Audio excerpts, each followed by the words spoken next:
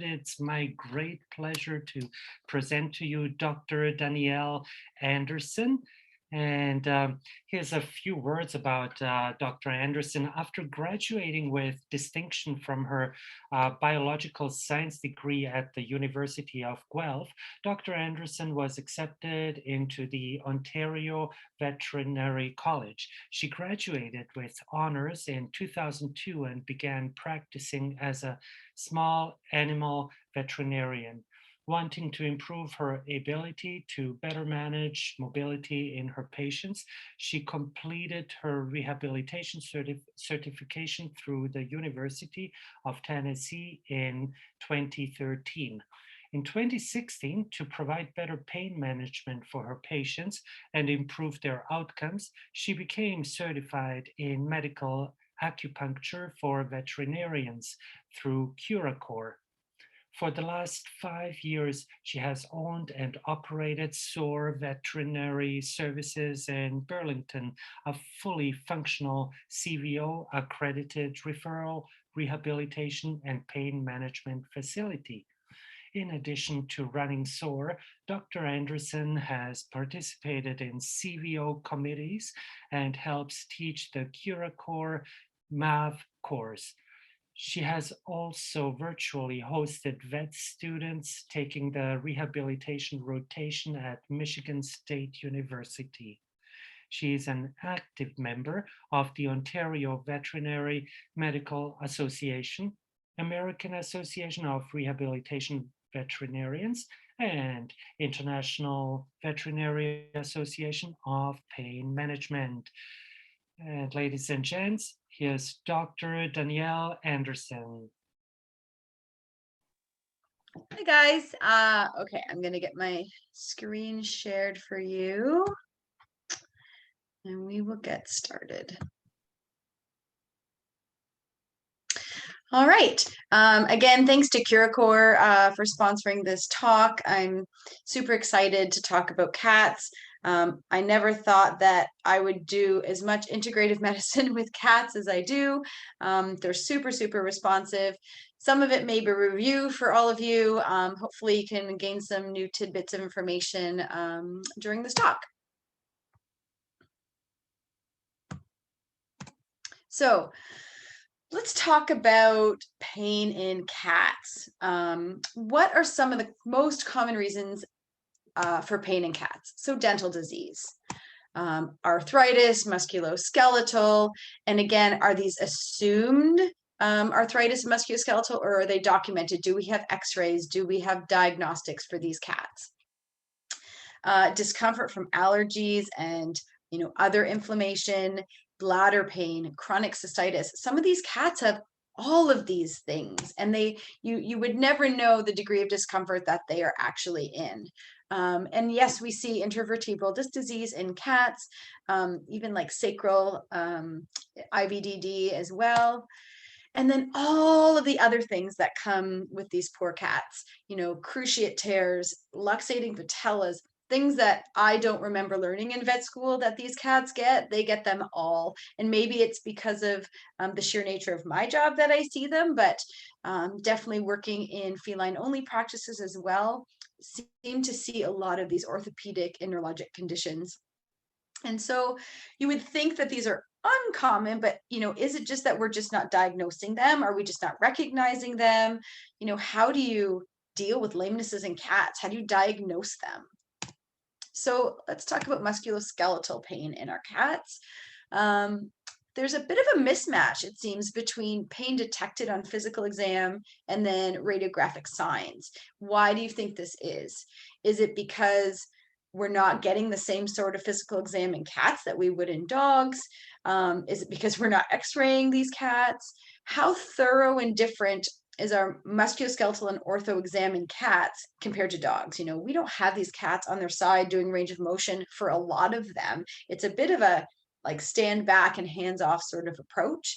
And again, how often are we taking x-rays to diagnose these orthopedic conditions? Often it's, well, they're a bit stiff. Even if we can get to the point where we know we're recognizing signs of discomfort and maybe arthritis, Are we x-raying them, or are we saying, well, let's try them on some Antinol and maybe an NSAID and see if they respond? And then if they do, then we know that's what we're dealing with.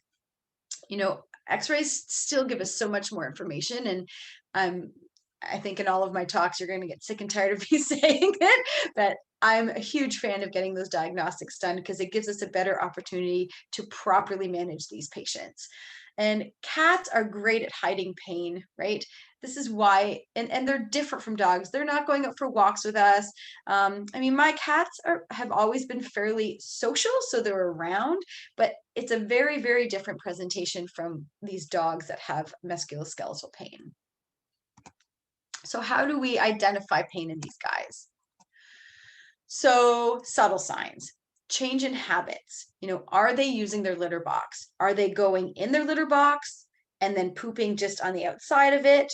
Are they not making it in and they're just pooping and peeing around that litter box area? Or are they not even going down to their litter box and they're going on other areas of the house? Are they grooming properly? Some of these cats are so painful, they just can't even be bothered. They can't get around to groom themselves properly. And maybe they're not coming and hanging out with the family as much. My cat's always on the back of the couch or kind of around us. And if all of a sudden he wasn't there, then we'd be like, well, maybe something's off with him. Are they protecting a certain area of the body?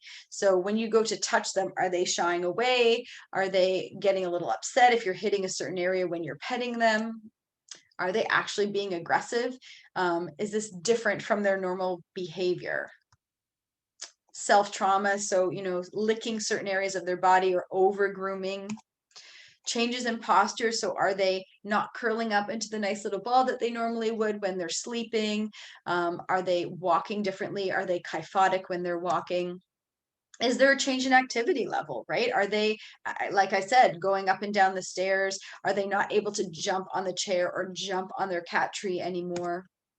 And, are they vocalizing? Are they actually crying out because they're in discomfort? So one of the biggest things I think is client education. And I think this is across the board in vet med. We try so hard to educate these clients, but definitely there's some good resources out there from different companies to provide. So because clients don't understand that these things that they might be seeing are actually signs of a problem. And so I think the more we give this information to them and reinforce this information to them, maybe we can convince them that there is something wrong. So we've gone through all of that and we have a diagnosis. What are our treatment options? So even when signs are indicating that there's pain, many of these cats go untreated. So why is that? Why, even when we diagnose them, and Elanco had a great detailer on Onsior, that only 59% of cats received some form of treatment after diagnosing pain. So why is this? Is it compliance from the owners? They don't want to pill their cat. They don't want, let's say we're recommending Cartrophin injections. They don't want to have to put that cat in the car and come in every week to get that Cartrophin injection. How do we manage that? And are there other concurrent medical conditions that are preventing us from treating? What is the reason that we're not treating the pain in these cats? So let's talk about traditional therapies. We have our opioids and our NSAIDs, supplements. These are all things that we tend to recommend, and not every single one is going to address current signs in that cat. Not all of them are going to respond to every single one. So we sometimes have to play with what works for each individual patient, whether that's there's no zero way that this owner is going to be able to get some sort of medication into them. Is there something else we can do to manage pain in these cats other than shoving medications down them? Is supplementation easier? Is maybe some sort of joint mobility diet an easier thing to address? But gabapentin, Cartrophin, all of those things I would consider traditional and definitely commonplace at this point in time. So what about these senior patients, these senior cats that, are so, emaciated and sore and having difficulty and they're stiff And they also often have these comorbidities, right? These senior cats, anything over the age of 10, right? Hyperthyroidism, diabetes, renal disease, cardiac disease, all of these things, cancer. What happens when we have cats that have sometimes all of these things? How do we manage them? How do we help with their pain if we're worried about affecting these comorbidities? And what do we do when these medications and all of these traditional therapies aren't working? So what is available? Acupuncture. And I know acupuncture is a tough one because it does require some extra training and certification. But man, these cats are super, super responsive. And I'll kind of go through each one of these a little bit more in depth. I know anyone who heard Dr. Huntingford talk yesterday, she kind of went through exactly the same things I'm talking about now. So the pulsed electromagnetic field therapy, CC loops, also a good option and can be used at home. Laser therapy, massage, and rehabilitation. Okay, so let's talk about, just quickly before we get into all of that, a quick note about gait analysis in cats. Yes, gait analysis gives us a lot of information, and I kind of touched on that on my last talk. How do you do this in practice with cats? And I know there are some cats you can just kind of let roam around the room. You can watch them walk while you're getting a history with your client. There have been times where you think that's a good idea and the owner has not informed you that this cat can actually become quite aggressive and stressed out. And so you have to really pick and choose your patient that you're going to let roam around your room. That is just my own personal caution. Videos at home are fantastic. Show a video of them jumping from the floor to the chair or the chair to the table. Show a video of them going down to their litter box. That's harder to do sometimes because cats see you and then they stop doing whatever they're doing. Even them walking around. Get some videos at home, and that might give you more information if you cannot let that cat ambulate around the room. So this was a kitty cat, and we were lucky enough she wasn't that stressed, but you could see she's sore in that forelimb. She's also got some hind limb issues, probably some body condition stuff that we need to work on. You can see she's got a bit of a head bob coming down on her right, but she's sort of kind of doing this, right? She's sort of sore everywhere. Hind end is sore. She had multiple issues, but watching her walk, I don't think she was jumping up and down off of anything because she was quite sore. All right, let's talk about acupuncture for a sec. So acupuncture in cats, the most things that they're responsive to would be pretty much everything, honestly. Neurologic conditions, osteoarthritis, especially if you have myofascial stuff that's secondary to them guarding because they are sore with their arthritis, compensatory pain, orthopedic diseases, constipation especially is super responsive to acupuncture. And I say renal disease, inflammatory bowel disease. I don't do a lot of primary acupuncture just for those things, but I do find that the cats coming to see me because they're senior or because they have multiple things that we're managing, I'm also managing those things with acupuncture as well, if that makes sense. So I'm going to tell you a story. I think I was hesitant, and being in general practice for 16 years before I started weaning myself out, there's cat appointments were not something that they were super relaxed. Usually, a lot of these felines are stressed out and that stresses you out. You're trying to get them in and out as fast as possible. And so acupuncturing them in a clinical setting, I really didn't know how that was going to go. Plus they turn around so fast if they really don't like something that you're doing. So I was working in a feline only practice, and we decided to try an acupuncture on this one case that was referred to me. And, I went in and I was all ready to go. I was a senior patient, not jumping up on the cat tree, not doing the things, maxed out on the gabapentin. And so we said, okay, let's try acupuncture. And I got kind of smaller needles and I went in and he's growling and he's turning around like he wants to bite me. And I was like, okay, so I got a couple calming needles into him, got all my needles ready, got him some food, and he was eating the food. Then I noticed he stopped eating the food. And I was like, huh, I think the calming needles worked. So then I continued acupuncturing him and talking to his mom, got a bunch of needles into him, and he fell asleep in a regular practice on a stainless steel table. And I think he'd probably been battling some discomfort for quite some time, that it literally just relaxed him like crazy. And he was always pretty responsive that way to acupuncture. And so, at the end, we took the needles out. I lasered him as well. We kind of like essentially woke him up and put him back in his carrier, and he went home. And owner was super happy. He also had some constipation issues. He passed stool on the way home. Owner was super happy with that. And I came out of the room, and there were like 3 staff members kind of sitting there waiting. And they're like, "So how'd that go?" And I was like, "It went well." And they're like, "Really?" It was almost a test because apparently this cat usually was like biting and attacking, and it required gloves to protect the staff. And this cat was super, super responsive. And I think this is more often what I find with these cats, that maybe the aggression is coming from discomfort and pain, and maybe that's what we need to address. And this cat responded to acupuncture till the day he was euthanized.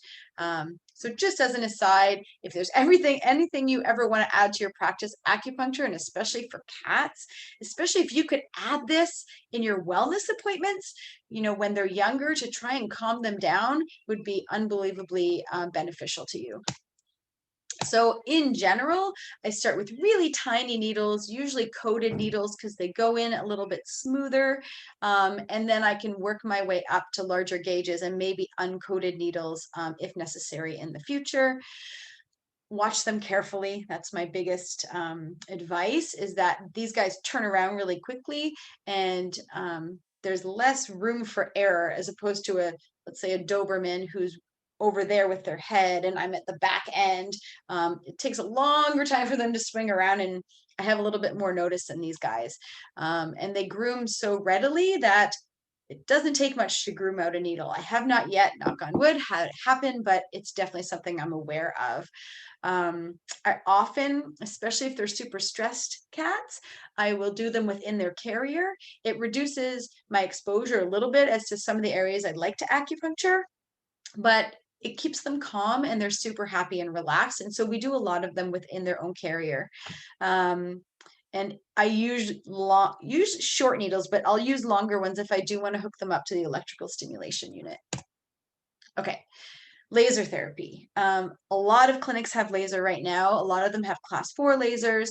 We have 2 class 3B lasers, and they respond really, really well to laser too. I would say that in general, laser and acupuncture, dogs, especially seniors, are coming in, sometimes weekly to maintain them for palliation. A lot of these cats can get away with monthly treatments, and it seems like even around the 3-week mark, they start showing signs again. So laser therapy is definitely something that's underutilized in these cat patients. Also know what are your contraindications. You know, Definitely you want to make sure that you're not dealing with any sort of neoplasia. So even cats with IBD, where that could turn the wrong way in the future, sometimes I'm a little hesitant to use laser therapy. Again, if this animal is palliative, I will have that conversation with the owner, and often they'll say, what, let's do it, knowing what the consequences are if there's something brewing in there. Or they're like, what, let's just be safe and do other things instead. So that's where I stand on the laser. Again, young animals, I don't laser over growth plates, definitely not in their eyes, definitely not in a pregnant animal. So those are kind of the big ones. And then also a consideration is a lot of cats don't like to be touched.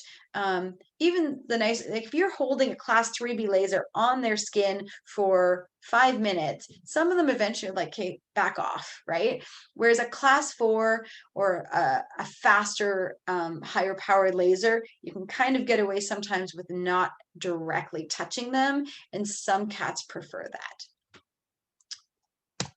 Okay. The pulsed electromagnetic field therapy, again, there's different brands of loops. Assisi loops were designed for women post mastectomy, so they do have a safe in cancer, most cancers claim on them, whereas Heal Fast and some of the other loops do not. Each loop, whether it's a CC or Heal Fast or any of these other ones, has a specific frequency that they operate on. And a CC we like because it has so much research backing it, and there's been so many studies that we know it works and we know how it works. You know, do these other frequencies and these other loops have the same effect? We don't know that, and they don't have the research, but they are less expensive because of that. So especially in the States, some individuals, some clients will buy them online, especially the Heal Fast loop they can buy on Amazon probably. Does it have an effect? Clients think it does. If I really have to choose one, I'm probably going to go with CC, but if money is a concern and I want to try something, then at least you have other PEMF options. They do have beds as well, which are rechargeable. I think they're about $1,000. So I've never in my life thought that a client would buy $1,000 PEMF bed, but I was wrong because there's loops in there that are rechargeable. So as far as environmental concerns, some clients are happier with that because it'll just keep recharging. They can use it if this dog ends up passing or this cat ends up passing, they can use it on other animals later in life, or they could sell it. They are anti-inflammatory. I find for neurologic conditions, they're fantastic. It's very well tolerated. If they don't like being touched, go back to that, because I've had cats that as soon as you put it on them, they're like, not even on, just on top of them, they lose it because something's on top of them and they don't like it. So putting it inside a soft, non-metal cat carrier under even just like a nice blanket, you can treat them that way as well.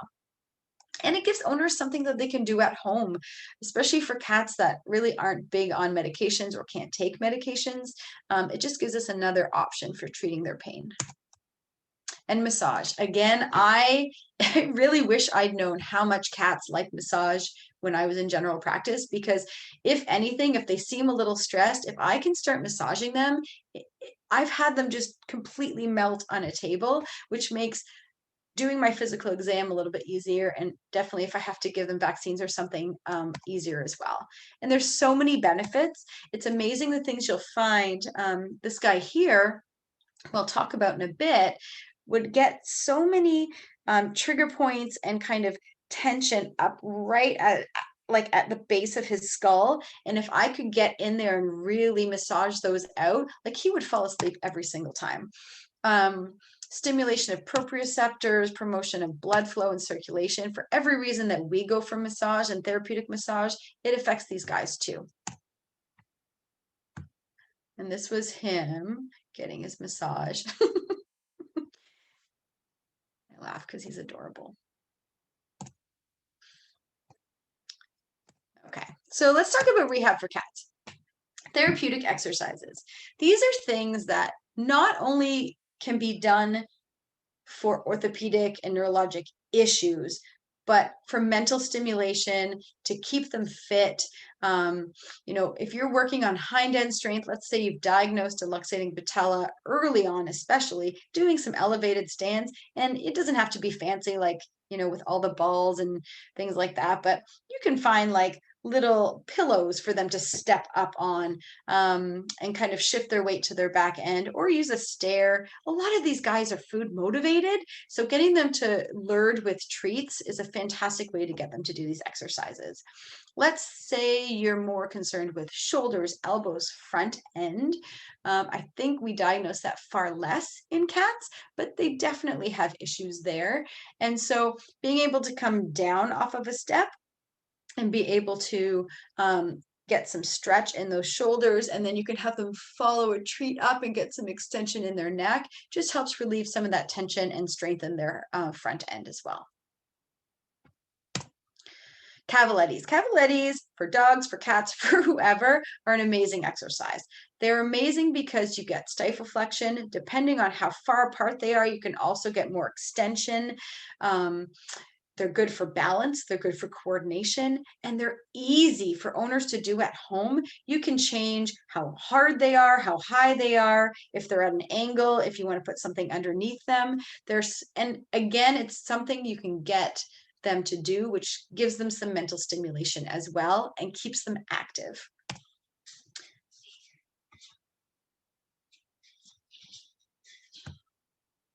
All right. And four-legged standing. It seems like a ridiculous thing to do when you have four legs and you are standing, but getting them into a four-legged stand on an uneven surface, it has them shift their weight and really work on stabilizing muscles. It works on their core. If you ever get on all fours and sit on one of those FitPaws peanuts, it works everything in your body to try and stabilize yourself. And then you can shift their weight. Right? So again, we're working on conditioning there. We're working on shifting weight for stabilizing muscles. And she really has to work at kind of maintaining her balance and her proprioception there. And again, you can do it on a smaller scale. And these things these like peanuts, they're great to have. You can get like smaller, just single discs and get a couple of them. Canadian Tire used to have them. I don't know where to get them now, probably on Amazon. And then if you don't have any of those things, you can use a pillow. All right. Obstacle courses. I love obstacle courses for cats, dogs. You can do them at home. If you have kids, it gives them something entertaining to do during lockdown, is design an obstacle course for your cat, and no one will judge you for it. So again, you can use steppers from your gym, pillows, you can get like foam squares. It doesn't have to be fancy, but getting them to walk over top of objects, especially varying difficulty. So flat, hard surfaces, and then something kind of squishy that has to remind them to be a little bit more cautious and use their feet more appropriately. You can do all of those things. Again, I like Cavalettis. And she liked to avoid the FitPaws disc, but then she would go up the ramp and then she would go into her elevated stand. All right, again, the only limitation with rehab is your imagination. Land treadmill is the other thing. Most people have one at home. It's easier to train a dog on a land treadmill, but it's not impossible to train a cat. This kitten over here was 18 years old. She had hyperthyroidism, diabetes, renal disease, IBD. They suspected maybe some GI lymphoma was starting. So she had a lot going on. So I didn't want to stress her out ever, but she was really happy to do some exercises because she had some significant muscle wasting that we couldn't, these are seniors. Gaining back that muscle is really hard in a 17-year-old cat, but preventing further loss is what we were aiming for, as well as managing her pain and discomfort. And so she, again, mental stimulation liked to come, and she's not a dog, she's not going to run 20 minutes on the treadmill, but she would walk for maybe a minute really, really slowly just to try and get some extension in those hind legs.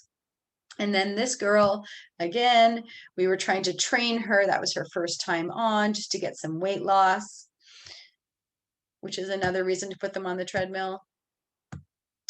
Okay, and water therapy. And yes, I put cats in the water. I think there's so many reasons to do it. Not all cats will go in the water. We know this. Cats don't tend to like water, but the ones that do, and I would say all three of these that I've pictured here were seniors. They were super seniors. And so I think when you have such chronic pain, the hydrostatic pressure makes you feel better, just like us kind of floating in a pool or in a hot tub or anything like that. And you have this buoyancy to take pressure off joints that are otherwise really, really sore. And I think those are the cats that tend to appreciate this the most.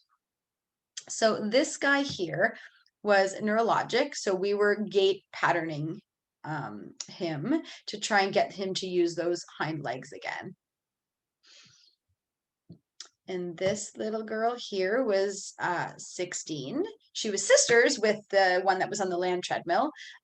She wouldn't walk on the land treadmill. She had too many really significant joint issues. But you can see here, she actually walks pretty comfortably in there. Lots of pets, lots of like positive encouragement. And then we were working here on some weight loss. And again, significant orthopedic disease, but the buoyancy, especially when you are managing some weight issues as well, the buoyancy just seems to make them feel better. Again, I don't recommend submerging cats into tubs or anything like that, but I would test them and see how they respond to even being in that environment, in that enclosed area. If you have a water treadmill, it's definitely worth trying. The other things that we less frequently use in cats, but I have used, are TENS, which kind of works on the gait theory of pain to override those kind of acute central nervous system pain signals and also get some endorphin release. You can, if the cat will tolerate it, and I would always try in clinic first, you can then rent these little tiny units out or have owners buy them, especially in like areas of back pain, or maybe there's a specific joint. You can get tiny little carbon pads that you can wrap so they don't move, and they respond fairly well to it. Alternatively, these cats with a lot of muscle wasting for neurologic reasons, we will use NMES on them to stimulate the nerve to cause that muscle to contract until we can gain that signal back to the brain and have them do it on their own. So this is what that looks like. And we can do it in a pulsed way like this, or sometimes if they are amenable to it, we can set it so that we actually cause a physical contraction and release, which would be what we're simulating in a normal physiological way. So basically, we use a lot of the same modalities that we use in dogs, but just like with dogs, not every single patient is going to respond to every single thing. Not every modality is possible with every single patient. And you have to keep in mind the degree of their disability, client compliance, individual patient comorbidities, and definitely, especially with cats, their personality. So let's talk about cases. Okay, this is Chance. And some of you may know Chance if you've seen Chance on social media. Chance was a rescue. He was 8 weeks old when they rescued him. They found him on the streets. And he was diagnosed with a spinal deformity, which had pretty obvious neurologic deficits when they found him. They did take him and get x-rays at the vet that took care of the rescue. He was unable to pass urine and bowel movements on his own, and he was not on any medication. So there's his x-ray. And you can see that spinal deformity there. So there's a pretty good obliteration of that spinal canal right around the TL junction. So on physical exam, he was ambulatory, which was surprising. He had a bit of a spastic hind end gait, and he was very uncoordinated, very ataxic, with a ton of atrophy in his hind limbs. His bladder was soft, and it was large, and you could express it, but he would like kick out and seemed almost hyperasthetic when you were trying to do it. He had hyperreflexive left and right withdrawals, and he wasn't sore on the area that he had his spinal malformation. He did have deep pain, and he did have purposeful movement. And this is how he walked.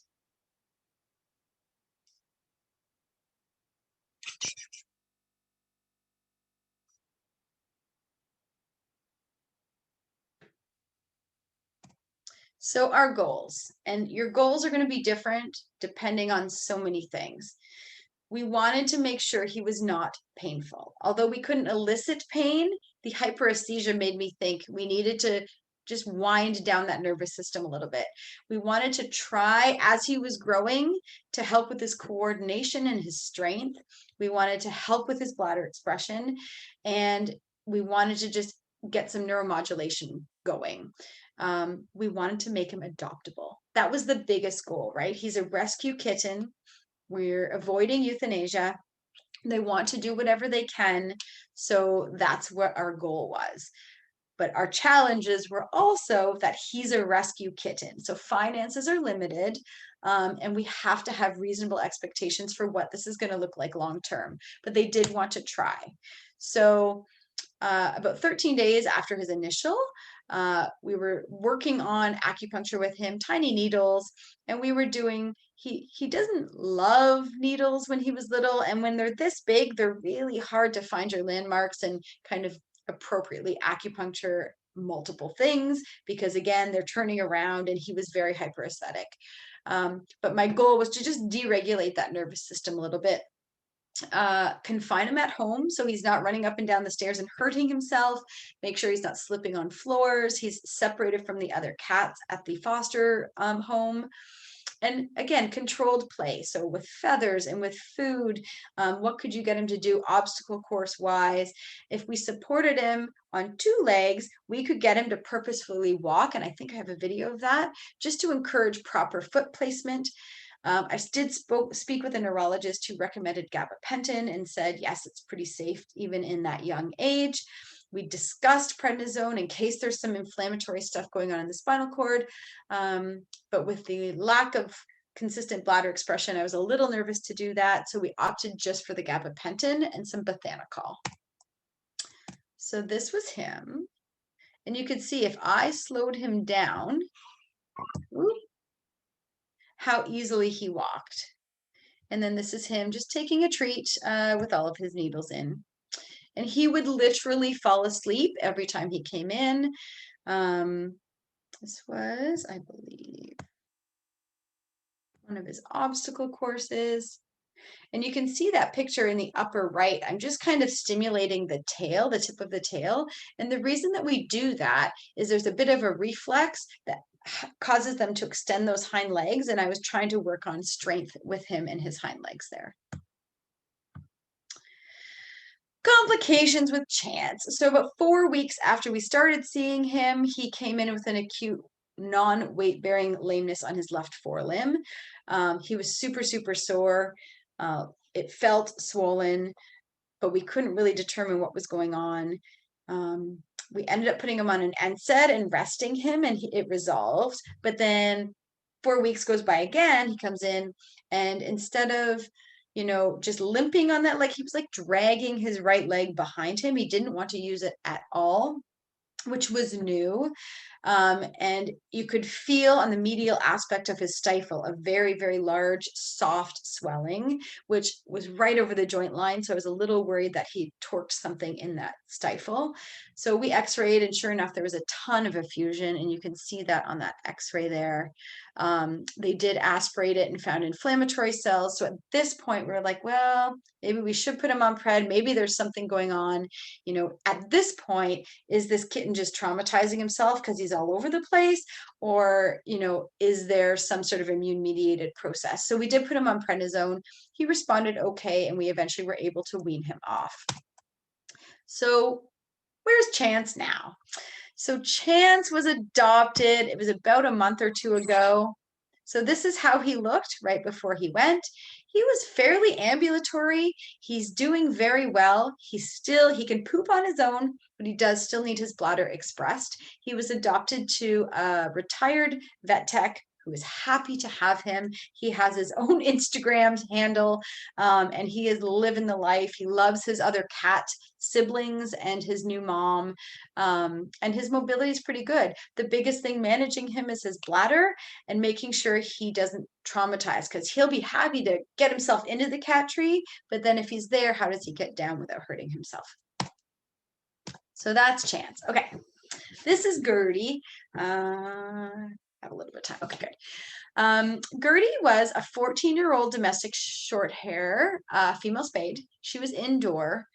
Her issue was she was urinating in the house, not using her litter box, not getting to her litter box. She could not do stairs anymore. There were 4 other cats in the house, and it seemed that there was a gradual progression of a left forelimb lameness and reduced overall mobility. She did have surgery to correct luxating patellas when she was really, really young, and didn't seem to have any major consequence from that. They did do x-rays, and there was basically arthritis everywhere, and I'll show you the x-rays. They started her on Onsior. She initially did okay and then started like rejecting it. So whether that means GI stuff, I'm not sure. They tried Medicam but didn't see any improvement. Like we said, sometimes they respond to one and not the other. So when I saw her, she was on gabapentin, 10 mg per kg every 12 hours, and some codeine. She was on monthly Cartrophin injections, and they played with her diet a little bit to try and get some weight off of her because she was a little bit larger. But at this point, we were just trying to manage her and get her to eat because she went off of her food for a bit, and the owner was considering euthanasia, but really didn't want to, just wanted to buy her a little bit of time. So these are her x-rays. Hawks were horrible. I've never felt such crepitus, and they were like giant marbles of effusion in those hawks.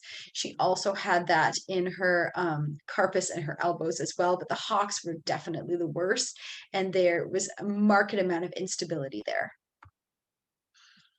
Again, her carpus, and you can see her elbows there. There's a lot of medial osteoarthritis.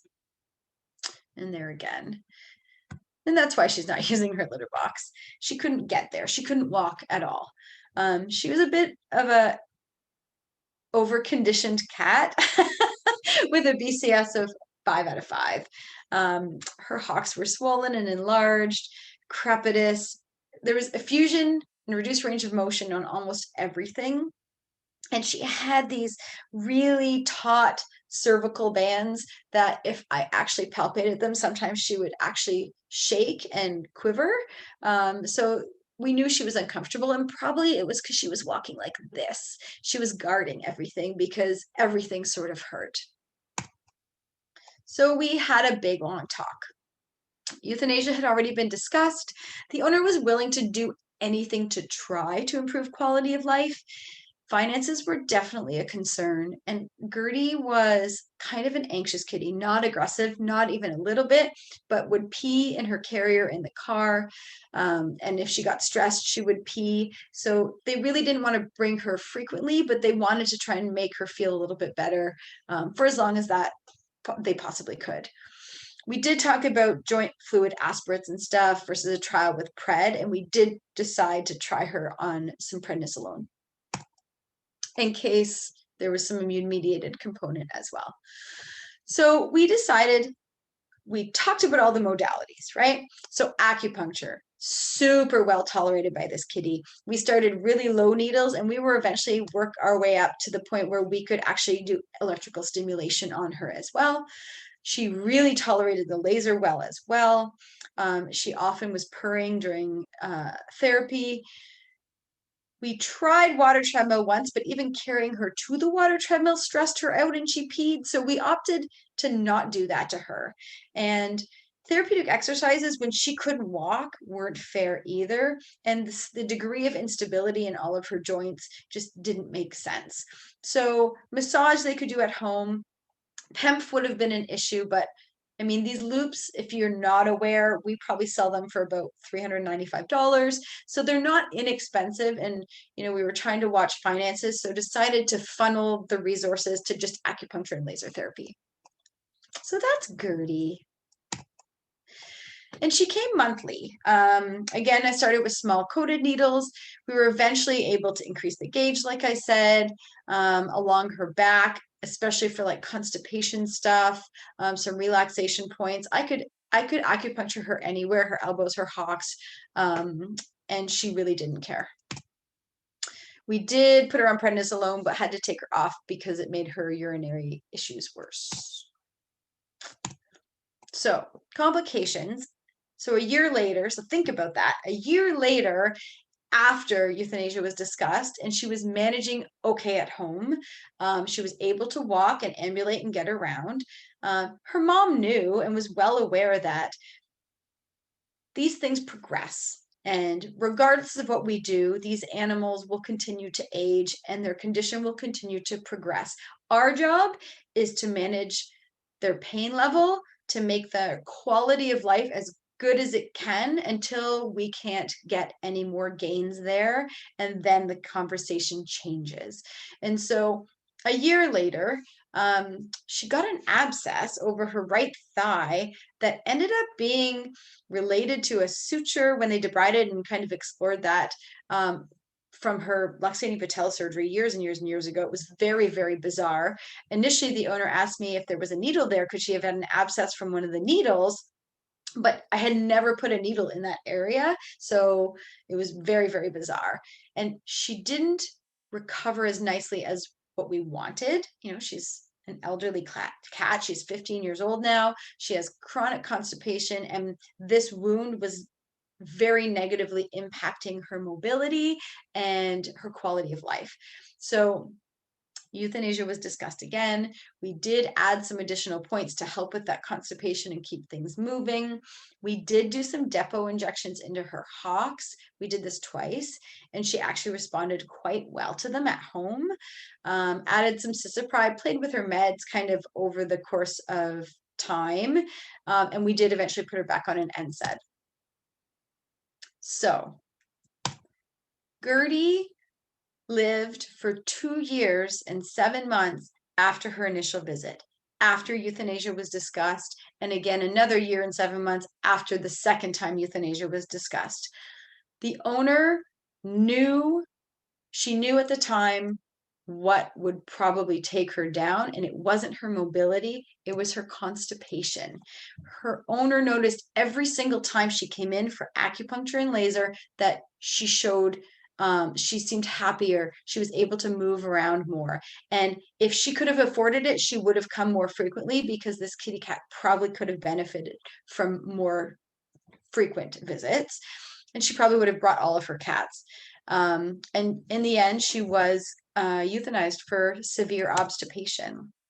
But acupuncture, laser, integrative medicine with medical management gave her and her owner significant amount of time moving forward. And it's hard from our perspective sometimes, because you feel like they almost become like they're always going to be here, right? They come for so long. They come with like, maybe they'll be a month and then we'll probably have to let them go, to, 2 years in, you're like, they're going to be here forever. And when you lose them, it's really, really hard.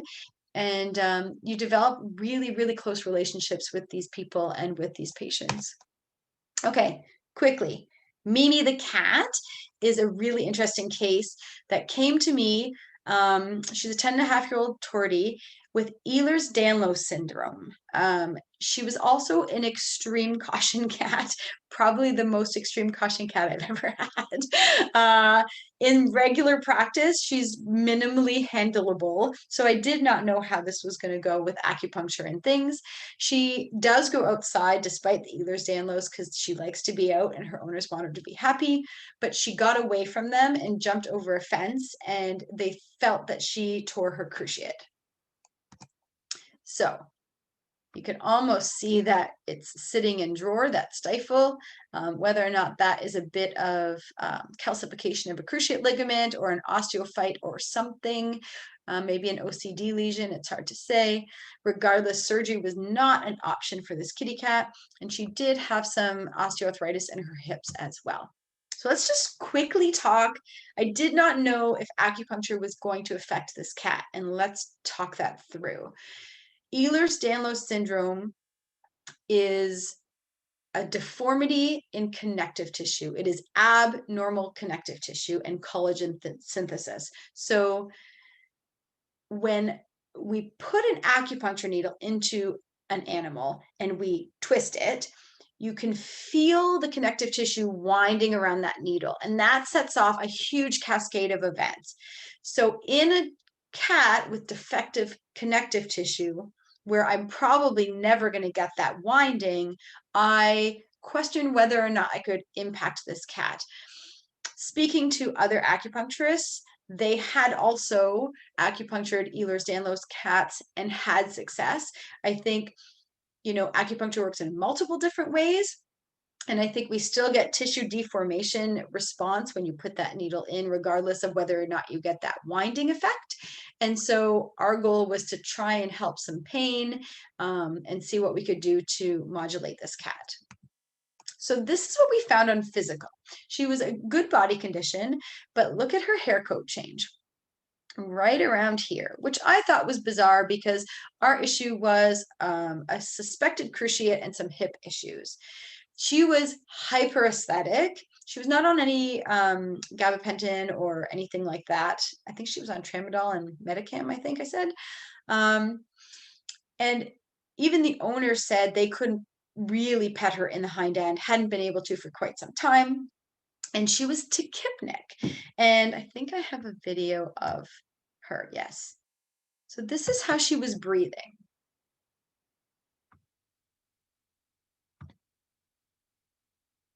She almost twitches too. And I was like, why is she abdominal breathing? Is it pain? Is there something else going on? I couldn't hear her chest sounds very well either.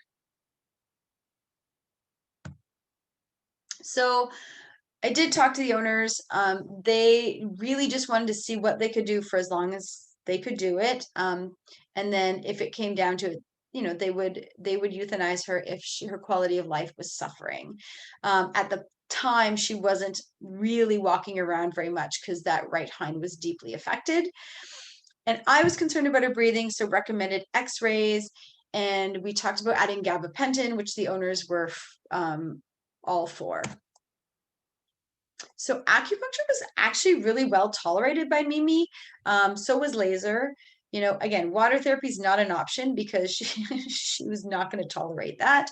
Therapeutic exercises when she, my concern is if she got really upset, the concern for her hurting herself further was real, and we didn't want to do that. So we didn't want to put her at risk. And we did talk about PEMF as well moving forward, but the owners opted not to do that. So this was her getting her acupuncture. Depends on her mood.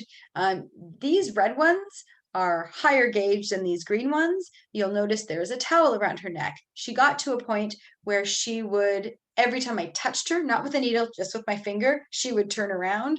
And so we decided for our own protection, we just gently wrapped a towel around her neck to prevent that from happening. This was her chest x-ray, which explains a lot. So it looks like, oops, jumping over the fence, she must have fractured something. There's also clearly something in whether it's a diaphragmatic hernia. Owners are aware. They were not willing to go pursue surgery or any advanced diagnostics. And at this point, she is 100% palliative. She's been coming for about 4 or 5 months now. She's doing great. She plays with her ball. She goes outside. She's starting to use her leg. They do use gabapentin, but she's less hyperesthetic, but she is definitely spicier as she's feeling better. And so we are starting to increase our intervals to try and see if that just relaxes her a little bit, because sometimes that's all it takes, is just to give them a bit of a break in between sessions. So final thoughts. Communication with these clients, regardless of cat or dog, but definitely with these feline clients, is key to success in getting them to treat these patients. We need to determine what their expectations are, what their goals are, and it's going to vary widely between client and what their financial capability is for treating these patients.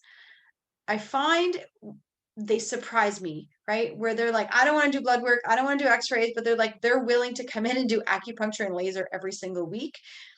It's not always about finances. sometimes it's about bringing them in the car and they're really, really stressed out.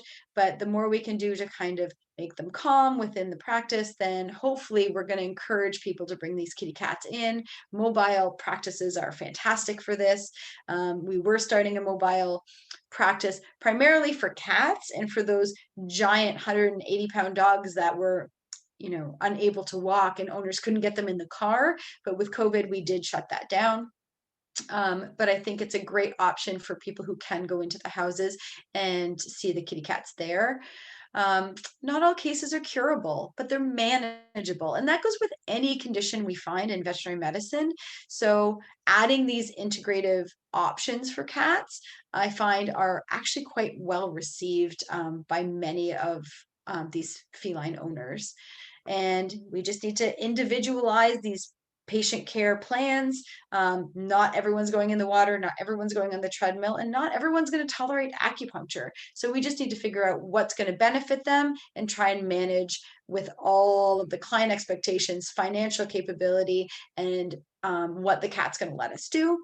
And just never underestimate the love that these owners have for their cats. I think it's so easy, for us, we'll see 1,000 owners, and in that 1,000 owners, 900 are going to be like, I don't want diagnostics, I don't want to bring my cat in, I don't want to do these things.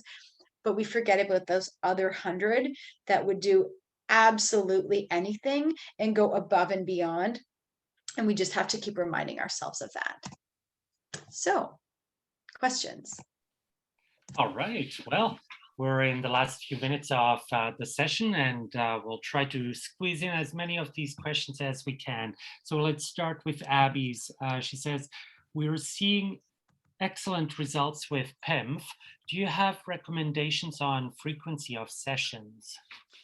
I know Assisi actually has, if you go on, you can register your clinic through Assisi Animal Health, and they will walk you through protocols for varying conditions, whether it's, IVDD or arthritis or whatever the case is. And you can directly email those protocols from their website to the owner.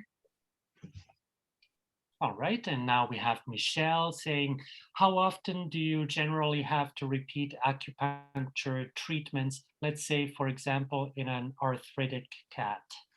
I always start them, if it's just pain management, on a weekly basis. And I usually do that for a month. Sometimes less, depends on the cat, depends on the client.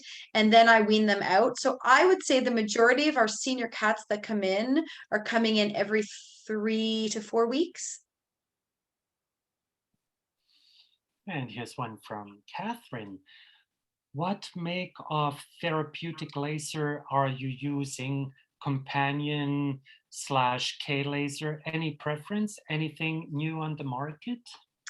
I have a SpectraVet. We bought the SpectraVet. So what I used to have is a Theralase that I bought years and years ago. It actually it's being sent to the graveyard this week because it's finally, the cord in it that's where most of these lasers go bad, is the cords to the probes. So we bought a SpectraVet because we needed 2 because we were so busy. And now I've bought something called, it's through, oh, wow. It's through Multi-Radiance is the company, and it's a cordless. So it's a cordless handheld super pulsed laser, and it has blue light and red light, and it's off the light spectrum as well. It has a lot of different options for it. So we have that as our secondary. I think technically, because it's super pulse, even though it says it's delivering, sometimes 50 joules, it's doing it in a super pulsed way, that it's considered a 1M, not a class 3B. But based on power, I think it's considered a class 3B. Regardless, those are the 2 I have as a SpectraVet. And then we have this Multi-Radiance laser as well. All right, and here's Leanne saying, is there a natural expected pattern or progression of muscle atrophy due to age in cats? And when would that typically be starting for an otherwise healthy animal? I think, I don't know. I don't know how many completely normal cats I would see in their senior years as far as, muscle atrophy and age. I think just like any of us, they start losing mass once they hit their senior years. And again, do we have the data to know, is it because of arthritis or is it just because of age? I don't have the answer to that. I think we don't have enough correlation with x-rays on every single one of these patients, or if it's just age, or are we just not catching some of these other metabolic diseases that can cause muscle wasting. I think that's part of the problem, is there's so many potential causes of muscle wasting in these senior cats. How many are actually getting worked up because clients aren't bringing them in? I don't know the answer to that. All right, and the last question is from Leanne. Do you ever teach owners to do acupuncture at home? No. I think I think you really, acupuncture is not just sticking needles in these cats. I'm feeling different things every time this cat comes in and selecting my points based on that. So as a quick example, let's say I'm getting some sort of weird sciatic neuropathy. There's certain points that specifically overlie that sciatic nerve that can give me neuromodulation back to that. But I'm checking these things, I'm checking for certain muscle issues, and I don't think that owners would be capable of doing that and doing it properly. And for safety reasons, I would never want to teach them how to do that at home. All right, and actually here's one more. And yeah, this one's from the moderator who's not a professional in this field. However, very happy pet owner. My wife and I have always been wondering whether James Herriot is actually required reading in vet education. It's required, but I have definitely read James Herriot's novels, and it's funny because I think every single one of us could probably write our own book as well of wacky and weird cases and scenarios that happen during our career, for sure. All right, well, thank you for indulging me with that one. And actually, meantime, we had one more coming in from Laura. Do you teach acupressure points to owners? I haven't. I guess that's definitely a possibility. And I feel like a lot of our owners are on just a different level. And so a lot of them, if they're doing that, they've taken a massage course or they've looked into acupressure and they've been doing that kind of on their own. And so if there is a spot that I think that would benefit from that, then absolutely I would teach owners.